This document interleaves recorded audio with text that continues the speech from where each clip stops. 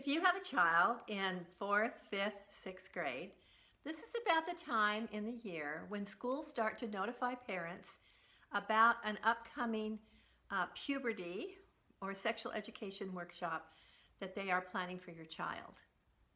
I would like to give you 3 suggestions to prepare you and your child for those workshops. First one, ahead of time, find out what the school is planning to teach.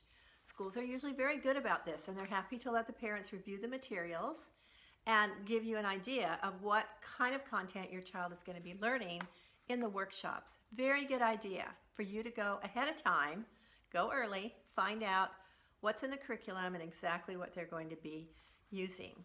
The second suggestion is take a couple of months, now you have just probably maybe that amount of time, to start to introduce your child to these concepts. Help them to, they're going to fight you a little bit on this, but it's really important that they understand what they're going to be hearing and what your opinion is about it, if that's necessary.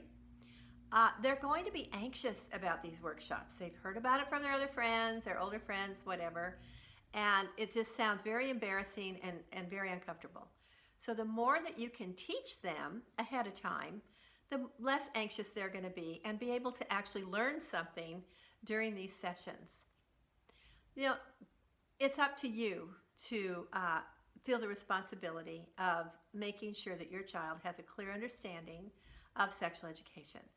So equip yourself, find out what's being taught, and prepare your child for the workshop. I'm Dr. M with Anatomy for Kids.